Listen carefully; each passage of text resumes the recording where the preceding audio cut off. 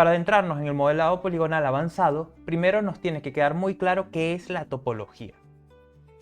La topología es la estructura de la superficie del modelo, la forma en que los vértices, aristas y caras se organizan, lo que define las propiedades de esa superficie.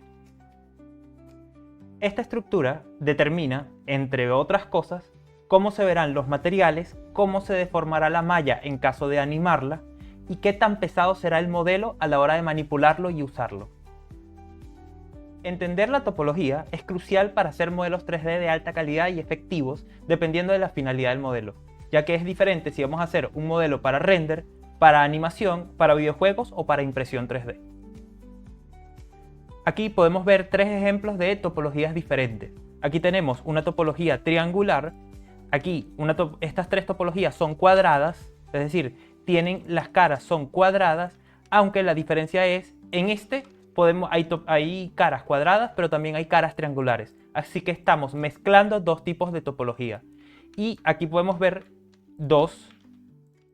el mismo objeto, pero con dos topologías diferentes. Una donde la topología está organizada, está ordenada, y otra en la que la topología sí sigue siendo ordenada, pero de otra manera. Y dependiendo de cuál usemos, se va a comportar diferente. Más adelante vamos a ver cómo es el comportamiento diferente dependiendo de la topología que vamos a usar. Ya en clases anteriores vimos que la malla tiene diferentes propiedades, es decir, los elementos como caras, vértices y aristas tienen propiedades intrínsecas a ellos, como por ejemplo los normales o la forma en que se visualiza. Estas dos mallas son exactamente iguales. La diferencia es que una tiene aplicada un Shade Smooth y la otra no. Así que la malla tiene propiedades intrínsecas que hay que entender para saber manipular la geometría y construir un modelo acorde a la finalidad que va a tener. Uno de los elementos más importantes para entender la topología es los normales. Ya habíamos repasado un poco en clases anteriores, pero ahora sí vamos a profundizar y entenderlo bien. Los normales habíamos dicho que es la orientación en que está la cara. Es decir, si yo a esto volteo estos normales, flip normals, y luego visualizo los normales, se puede ver ahí que hay una cara roja. Esa cara roja significa que hay normales volteados, es decir, que estamos viendo de estas caras, estamos viendo el lado interno. En cambio, si nosotros recalculamos, ya esas caras vuelven a voltearse, es decir, el lado interno pasa a estar del lado de adentro como debería ser. Pero ¿cómo se determina cuál es el lado interno y el lado externo? Se determina en base a un vector, que en este caso es invisible, un vector perpendicular al elemento, en este caso de una cara, que señala hacia un lado. Es decir, ese vector que tiene una dirección es el que va a determinar cuál es el lado externo y el lado interno. Si nosotros queremos ver los vectores de los normales, hay que ir en modo edición, justo en esta pestaña que está aquí, y aquí tenemos estos tres elementos que están aquí, que dicen normales. El primer elemento sería los normales de los vértices, el segundo es de las aristas y el tercero es de las caras. Si yo despliego aquí los normales de las caras, pueden ver esa pequeña rayita azul que es el vector que determina cuál es la orientación de esa cara. Si yo volteo, por ejemplo, estas cuatro caras, vamos a voltearlas aquí con flip normal, pueden ver que ya no se ve la flechita azul. Es porque la flechita azul es el lado externo, es el normal que determina el lado externo. Y eso vamos a poder verlo tanto para las caras como para en este caso, los vértices y las aristas, y aquí también. Esto depende del ángulo, estos dos elementos dependen del ángulo en el que está esa arista. Aquí, como pueden display vertex normal, y aquí es el split normal, porque un vector puede tener dos valores.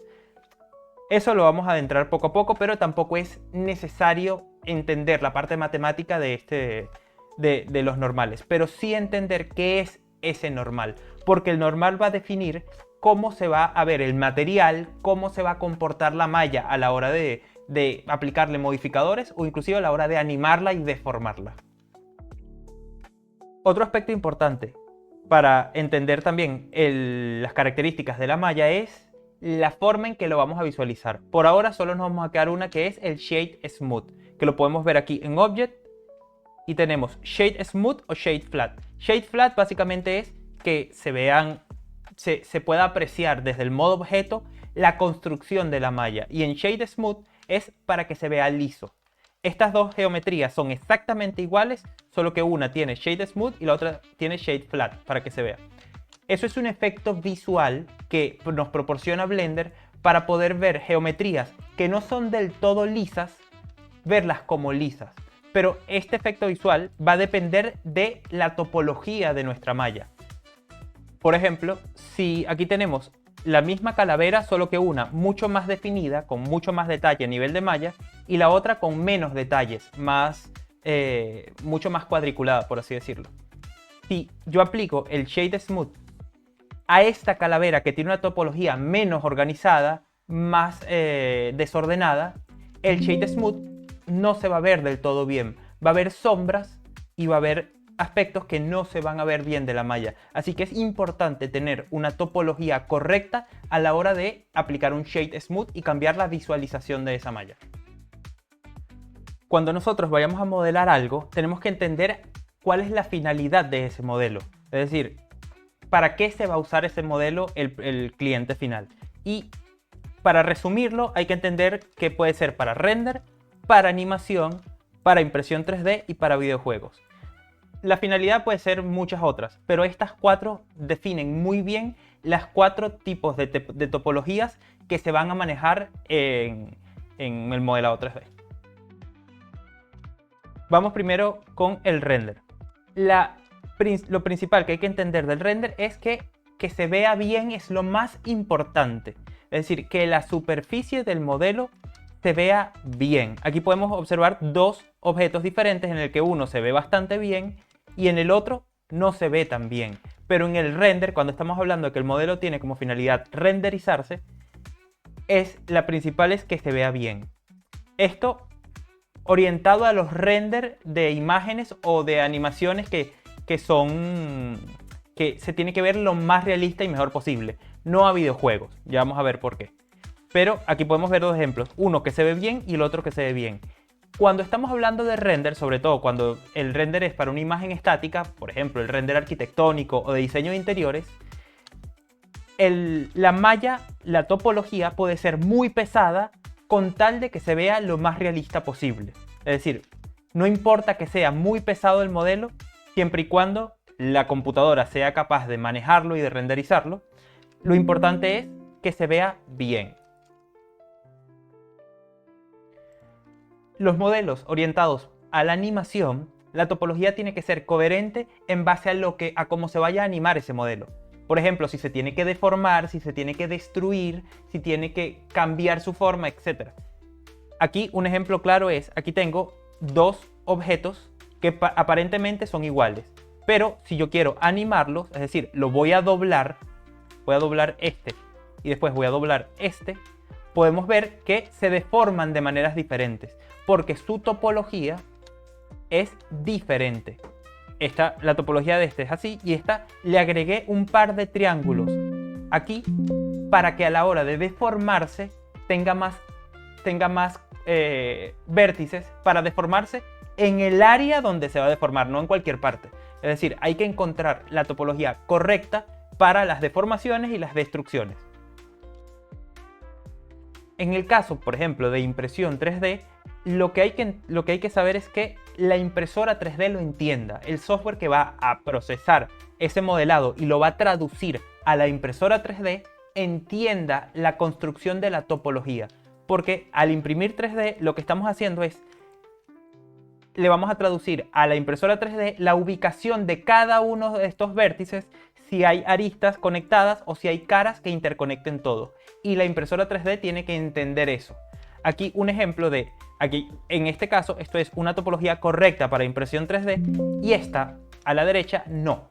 Pero ¿qué es lo que cambia? Pueden ver que hay como detalles en las sombras. Y principalmente lo que está pasando aquí es que hay lugares que no están conectados. Ven que si yo hago esto, nos estamos dando cuenta que estas dos aristas no están conectadas entre sí y estas dos tampoco están conectadas entre sí. Y eso, para la impresora 3D, va a cometer errores. Va a cometer muchos errores porque la impresora 3D, aunque nosotros no veamos aquí algo muy extraño, la impresora 3D sí, porque matemáticamente estas dos topologías son radicalmente diferentes. Así que si queremos modelar algo para impresión 3D, primero tenemos que corregir todos los errores topológicos, como por ejemplo geometría duplicada, vértices cortados, porque todo eso son errores matemáticos que la impresora 3D no va a saber interpretar y va a cometer errores. Sin embargo, los principales software que se utilizan hoy en día para exportar modelos para impresión 3D ya tienen muchos mecanismos para identificar estos errores, pero no para corregirlos. El programa te va a identificar que hay algún error y tú luego en Blender o en tu programa de modelado tienes que corregir esos errores. Pero tienes que entender primero cómo la impresora en 3D entiende eso, cuál es la topología correcta, y es que no tenga errores topológicos. Y por último, una topología orientada a videojuegos es un poco diferente porque el videojuego se va a ejecutar en muchas computadoras. La idea es que un videojuego se ejecute en la mayor cantidad de computadoras posibles. Y por tanto, los modelos dentro de un videojuego tienen que ser livianos, tienen que pesar poco para que las computadoras aguanten ese modelo. Y sobre todo porque un videojuego tiene millones y millones de modelos. Y esos modelos tienen que estar optimizados topológicamente para encontrar un equilibrio entre el peso del modelo, es decir, la cantidad de vértices y polígonos que tiene ese modelo, y que se vea lo suficientemente bien. Aquí podemos ver dos ejemplos clásicos de modelado 3D orientado a videojuegos. Aquí tenemos a Link de Zelda Majora's Mask, que es un juego bastante antiguo que estaba diseñado para ejecutarse en un Nintendo 64, que era una consola con muy pocos recursos y muy poca memoria en comparación con los que tenemos hoy en día. Y por tanto su topología es bastante poco estilizada. Como pueden ver aquí, la topología tiene muy poca cantidad de vértices para que se pueda ejecutar en un Nintendo 64. Pero podían corregir esa visualización de la topología tan robusta con materiales. Aquí, por ejemplo, la topología del pantalón era algo de este estilo. Pero no se ven los polígonos tan robustos como estos porque con un shade smooth lo alisan, hacen que la superficie sea más lisa y además el material ayuda. En cambio, este es un modelo hecho para Breath of the Wild, para uno de los últimos Zelda que hubo, que es mucho más estilizado. Ya ni siquiera podemos ver la forma de los polígonos de la malla. Este modelo es muchísimo más pesado que este, pero porque este está pensado para ejecutarse en un Nintendo 64 y este está pensado para ejecutarse en un Wii, que es una consola mucho más avanzada. Así que a la hora de construir un modelo orientado a videojuegos, lo primero que hay que saber cuáles son los requisitos de este videojuego. Si quieren que se ejecute en unas computadoras muy sencillas o quieren que se ejecute en computadoras muy avanzadas. Y dependiendo de eso, tienen que encontrar un equilibrio entre la cantidad de vértices de ese modelo y la visualización, que también se van a ver los materiales a la hora de que el render de videojuegos lo haga. De eso se trata, construir una topología correcta para videojuegos. Como pudieron ver en estos ejemplos, la construcción de la topología es crucial para que el modelo final se ejecute de manera correcta en lo que sea que el cliente quiere que se ejecute, si sea para animación, videojuegos, render o impresión 3D. Y conforme nosotros vayamos aprendiendo a modelar poligonalmente, vamos a entender cómo construir topologías correctas. Y en los ejercicios que hagamos y en las clases posteriores también voy a dar tips de cómo es una topología correcta e incorrecta en cada uno de los casos. Por ahora quiero que se queden con 3 aspectos importantes de la topología para construirla correctamente. Lo primero es saber la cantidad de polígonos o vértices que va a tener esa geometría. Porque aquí podemos ver dos modelos que aparentemente son iguales, pero cuando nos vamos al modo edición nos estamos dando cuenta que este modelo de la derecha tiene mucho menos vértices que este de la izquierda. Específicamente, el de la derecha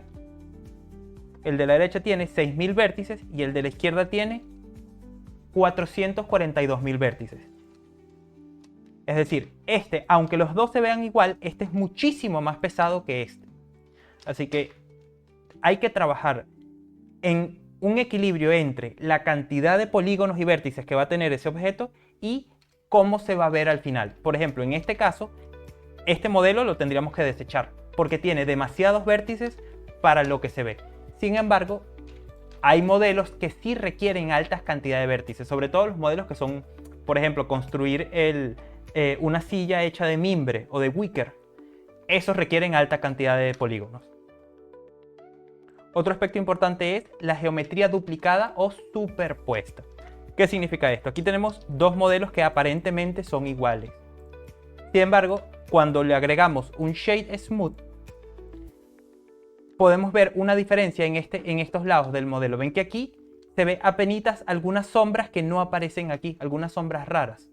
Bueno, aunque no es muy visible, esto determina de que hay vértices duplicados. ¿Dónde están esos vértices duplicados? Es complicado verlo a simple vista. Aquí, por ejemplo, aquí hay vértices duplicados. Es decir, hay geometría que está superpuesta una encima de la otra que va a generar problemas. Esto es un error topológico que tiende a pasar mucho y hay que ir poco a poco entendiendo cómo corregirlo y cómo evitar cometer este error. Y no solo este, vamos a ver este también, este no, este sí. Hay un poco de aristas que están superpuestas. Yo las puedo apreciar es porque esas aristas se ven un poco más oscuras que las demás. Esta arista se ve un poco más oscura que esta, por ejemplo. Y ahí se puede ver cuál es la geometría duplicada. Pero no solo hay duplicación de aristas, también se pueden ver duplicados los vértices, como por ejemplo aquí voy a duplicar este, y nunca me voy a enterar de que este vértice está duplicado. Es decir, que hay una geometría superpuesta ahí. Una manera para eliminar geometría duplicada rápidamente, que no funciona en la gran mayoría de las ocasiones, pero no siempre, hay que tener cuidado, es Merge, aquí sí vamos, clic derecho, Merge Vértices by Distance. Eso lo que va a hacer es combinar los vértices que estén muy cerquita. Y si dos vértices están superpuestos, los va a unir. Eso significa que cuando yo le dé aquí a Merge Vertices by Distance, ya no vamos a tener geometría duplicada. Ya toda la topología va a ser correcta. Y por último, hay que tener en cuenta la geometría desconectada. Es decir, aquí tenemos dos modelos igual que aparentemente no tienen nada diferente, pero al momento en que aplicamos un Shade Smooth a ambos modelos, podemos ver que este ya tiene algo raro. Tiene aquí una sección que se ve diferente. Y eso es porque toda esa sección de caras está separada, está desconectada. Si lo vemos en Shade Flat, no parece haber diferencia. Pero en Shade Smooth ya estamos viendo. Y esa geometría desconectada va a afectar cómo se ve el modelo, cómo se deforma. Y es un error topológico que también nos puede ocurrir de vez en cuando. Y se puede solucionar de la misma manera del anterior. Simplemente seleccionamos todos los vértices, clic derecho, Merge Vertices by Distance y listo. Ya que este error también ocurre lo mismo que el anterior. Es decir, hay dos vértices superpuestos en el mismo punto. Por lo tanto, si yo le doy Merge Vertices by Distance, esos dos vértices que están superpuestos los va a combinar en uno solo y eso significa que va a conectar la geometría.